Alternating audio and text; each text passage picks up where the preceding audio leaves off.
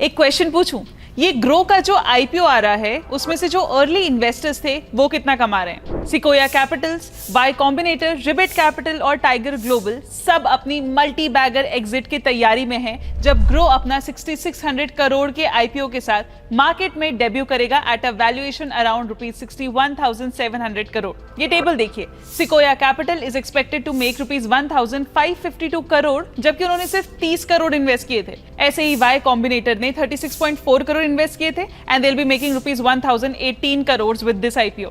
और तो और कॉफमैन फेलोज नेटवर्क जिन्होंने सिर्फ 1.4 करोड़ इन्वेस्ट किए थे, they are set to make ₹273 crore.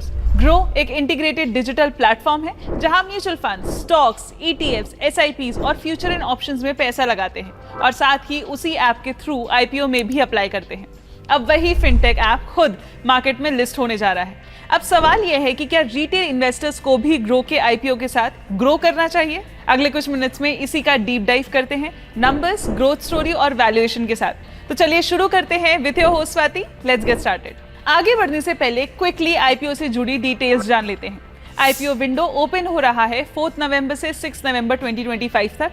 Allotment होगा 10 नवंबर को और लिस्टिंग होगी 12 नवंबर को बीएसई और एनएसई पर।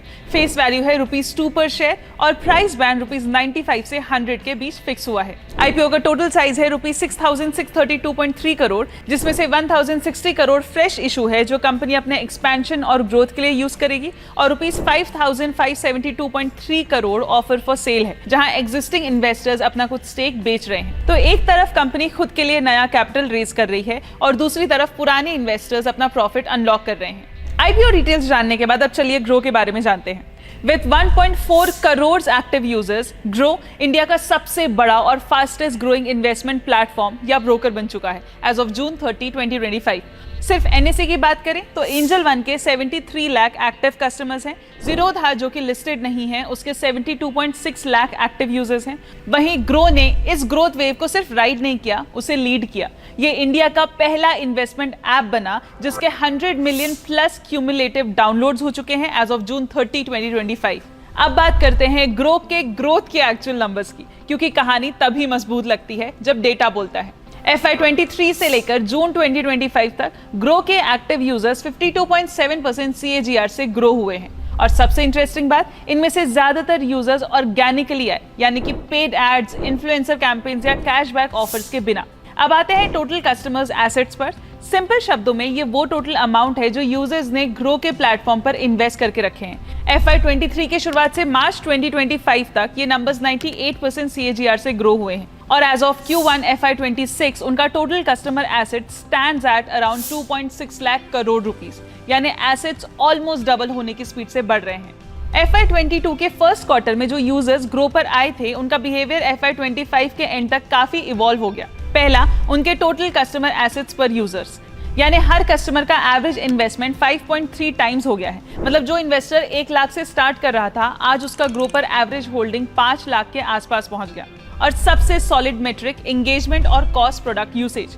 FY22 के Q1 में ऑनबोर्ड हुए यूजर्स में 53.3% लोग आज 2 या उससे ज्यादा प्रोडक्ट्स यूज कर रहे हैं, चाहे वो म्यूचुअल फंड्स हो, स्टॉक्स, डेरिवेटिव्स, क्रेडिट या मार्जिन ट्रेडिंग फैसिलिटी। यानी ग्रो के लिए हर यूजर एक सिंगल ट्रांजैक्शन कस्टमर नहीं बल्कि एक मल्टी प्रोडक्ट इकोसिस्टम पार्टिसिपेंट बन गया है जो उनके ऐप पर रिटेन भी हो रहा है और जाहिर है यही हमें रिफ्लेक्ट होता हुआ दिखाई दे रहा है कंपनी के फाइनेंशियल्स में। FY23 से FY25 तक ग्रो के नंबर्स एक क्लियर स्टोरी बताते हैं। कंपनी ने स्केल के साथ साथ प्रॉफिटेबिलिटी का बैलेंस अचीव किया है। कंपनी का रेवेन्यू फ्रॉम ऑपरेशंस FY23 के ₹1,141 करोड़ से बढ़कर ये नंबर 3,902 करोड़ तक पहुंच गया। 2 साल में रेवेन्यू लगभग 3.5 टाइम्स ग्रो हुआ, जो दिखाता है कि ग्रो ने अपने यूजर बेस, एंगेजमेंट और मोनेटाइजेशन तीनों फ्रंट पर स्ट्रॉन्ग ट्रैक्शन बनाई रखी। प्रॉफिटेबिलिटी के फ्रंट पर भी टर्न अराउंड रिमार्केबल रहा। FY23 में जहां ग्रो 458 करोड़ का प्रॉफिट कर रही थी, अगले साल उन्होंने 805 करोड़ का लॉस रिपोर्ट किया। हालांकि FY25 में कंपनी ने ₹1,824 करोड़ तक का प्रॉफिट भी जनरेट किया है। फाइनेंशियल मैट्रिक्स में ये जंप क्लियरली बताता है कि ग्रो ने अपने स्केल का ऑपरेटिंग लेवरेज यूज करके प्रॉफिट इंप्रूव किया है, एक्विजिशन कॉस्ट स्टेबल हुई और क्रॉस प्रोडक्ट अडॉप्शन से रेवेन्यू पर यूजर भी ऊपर गया। एफिशिएंसी मेट्रिक्स भी उतने ही इंप्रेसिव रहे। पिछले 2 सालों में ग्रो के एडजस्टेड एबिटा मार्जिन्स 36.5% से जंप करके 59.1% तक एक्सपैंड हुए। Now what is this adjusted EBITDA? Well, simple शब्दों में बताएं तो कंपनी के कोर ऑपरेशन से मिलने वाला प्रॉफिट होता है, जिसमें नॉन कैश आइटम्स जैसे डिप्रीसिएशन और वन टाइम एक्सपेंसेस जैसे मर्जर कॉस्ट एक्सेट्रा हटा दिए जाते हैं ताकि असली बिजनेस परफॉर्मेंस समझ आए। अब थोड़ा और डीप में जाए तो हम देखते हैं FY23 से FY25 के बीच ग्रो ने अपना बिजनेस एक सिंगल प्रोडक्ट प्लेटफॉर्म से बदलकर एक फुल फ्लेजेड वेल्थ इकोसिस्टम में बना दिया है। स्टॉक्स और ब्रोकिंग सर्विसेज कंपनी के कोर रेवेन्यू ड्राइवर्स हैं। म्यूचुअल फंड एसेट्स भी तेजी से बढ़े, ₹24,423 करोड़ से ₹1,13,016 करोड़ तक, जबकि active mutual fund users 28 lakh से 84 लाख हो गए। ओवरऑल FY23 से 25 का पीरियड ग्रो के लिए एक डिफाइनिंग फेज रहा, जहां कंपनी एक फास्ट ग्रोइंग स्टार्टअप से इवॉल्व होकर एक प्रॉफिटेबल, स्केलेबल और फाइनेंशियली डिसिप्लिन्ड फिनटेक प्लेटफॉर्म बन गई। बट कंपनी अपने पीयर्स के अगेंस्ट कैसे प्लेस्ड है, चलिए देखते हैं। अप्रॉक्सीमेटली 26% मार्केट शेयर के साथ ग्रो इंडिया का सबसे बड़ा ब्रोकर है। आप कंपेयर करते हैं कि यह कंपनी अपने डोमेस्टिकली लिस्टेड और ग्लोबल पीयर्स के कंपैरिजन में कैसा फेस करती है। ग्रो का फाइनेंशियल प्रोफाइल अपने पीयर्स के कंपैरिजन में एक इंटरेस्टिंग बैलेंस दिखाता है। मिड साइज्ड स्केल पर टॉप टियर प्रॉफिटेबिलिटी। FY25 में कंपनी ने लगभग 3,900 करोड़ का रेवेन्यू जनरेट किया, जो एंजल वन और मोतीलाल ओसवाल के कंपैरिजन में कम है। ग्लोबल पीयर्स जैसे रॉबिनहुड और इंटरैक्टिव ब्रोकर्स ग्रो से काफी बड़े स्केल पर ऑपरेट करते हैं। उनका रेवेन्यू 24,000 से 43,000 करोड़ के रेंज में है। हालांकि 61,700 करोड़ मार्केट कैप पर और 1,824 करोड़ पैट पर ग्रो का पोस्ट IPO PE रेशियो कुछ 34 टाइम्स अर्निंग्स निकलता है, जो कि डोमेस्टिक इंडस्ट्री एवरेज के आसपास है। अगर हम उसके पीयर्स से कंपेयर करें तो एंजल वन का PE रेशियो 17.52 टाइम्स है और मोतीलाल ओसवाल का 22.39 टाइम्स है। दोनों कंपनीज प्रॉफिटेबल, वेल एस्टैब्लिश्ड और डाइवर्सिफाइड हैं, फिर भी ग्रो का वैल्यूएशन उनसे ज्यादा है। लेकिन एलिवेटेड वैल्यूएशन के साथ एक्सपीरियंस भी उतना ही हाई है। 34 टाइम्स अर्निंग्स का मतलब है कि मार्केट ऑलरेडी स्ट्रॉन्ग ग्रोथ और मार्जिन सस्टेनेबिलिटी को प्राइस कर चुका है। अगर फ्यूचर में यूजर एडिशन स्लो हुआ या मार्केट वॉल्यूम डिक्लाइन हुआ तो वैल्यूएशन कंप्रेशन का रिस्क भी रियल है। अब ये सेक्शन के बाद जल्दी से ग्रो के स्ट्रेंथ और वीकनेसेस देख लेते हैं। ग्रो के लिए उनकी सबसे बड़ी स्ट्रेंथ सिर्फ ग्रोथ नहीं, स्टिकीनेस है। कंपनी के डेटा के हिसाब से जो यूजर्स ग्रो के प्लेटफॉर्म पर 3 साल कंप्लीट कर चुके हैं, उनमें से 77.7% अब भी एक्टिव हैं, यानी long term retention remarkably high है। और नए यूजर्स के लिए भी इनिशियल रिटेंशन स्ट्रॉन्ग है। 85% से 93% तक कस्टमर्स पहले क्वार्टर के बाद भी प्लेटफॉर्म पर बने रहते हैं। ये क्लियरली दिखाता है कि ग्रो पर यूजर्स सिर्फ ट्रेड एग्जीक्यूट करने नहीं आते, बल्कि उनका इन्वेस्टिंग एक हैबिट बन गया है।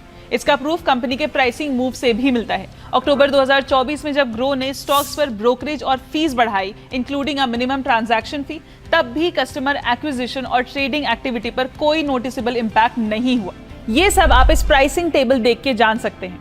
जीरोधा और एंजल वन में इक्विटी डिलीवरी पर 0 ब्रोकरेज है, जबकि ग्रो आपको इस पर ₹20 और 0.1% of order value which ever is low which is minimum ₹5 charge करता है। यानी ग्रो ने अपने यूजर्स के साथ एक ऐसा ट्रस्ट और एंगेजमेंट बिल्ड किया है जहां प्राइस इलास्टिसिटी लो है और लॉयल्टी हाई। प्लस ग्रो का एक मेजर डिफरेंशिएटर है उसका इन हाउस टेक्नोलॉजी स्टैक, जिसे कंपनी ने पूरी तरह खुद डिजाइन और बिल्ड किया है। हालांकि इन्वेस्टर को उसके रिस्क के ऊपर भी ध्यान देना चाहिए। ग्रो का बिजनेस नेचर ही कैपिटल मार्केट साइकिल्स पर डिपेंडेंट है। पिछले 5 साल इंडियन इक्विटीज के लिए बहुत ही शानदार रहे, लेकिन अगर फाइनेंशियल मार्केट्स में डाउन टर्न आता है, चाहे वो economic slow down, policy shift, interest rate volatility, geopolitical tension या इन्वेस्टर सेंटिमेंट के वजह से हो, तो इसका डायरेक्ट इंपैक्ट कंपनी के ट्रेडिंग वॉल्यूम्स, इन्वेस्टर एक्टिविटी और रेवेन्यू ग्रोथ पर पड़ सकता है। एज ग्रो का 85% प्लस रेवेन्यू सिर्फ ब्रोकिंग सर्विसेज से आता है। मोरओवर, ग्रो का बिजनेस हैवी कंपटीशन के साथ रेगुलेटरी एनवायरनमेंट पर भी हैवीली डिपेंडेंट है। अगर लॉज या सेबी रेगुलेशंस बदलते हैं तो कंपनी के ऑपरेशंस और ग्रोथ पर डायरेक्ट इंपैक्ट पड़ सकता है। जून 2024 से 2025 के बीच डेरिवेटिव्स टर्नओवर लगभग 38% गिर गए और रिटेल पार्टिसिपेशन भी 36% तक कम हो गया। यानी रेगुलेटरी चेंजेस शॉर्ट टर्म में ट्रेडिंग एक्टिविटी और रेवेन्यू स्ट्रीम्स दोनों को इफेक्ट कर सकते हैं। तो ये था हमारा ग्रो का IPO रिव्यू। कमेंट सेक्शन में जरूर बताना कि क्या आप इस IPO में अप्लाई करेंगे। पर जाने से पहले लाइक, शेयर एंड सब्सक्राइब। मिलते हैं अगले वीडियो में। Investments in securities market are subject to market risks. Read all the related documents carefully before investing.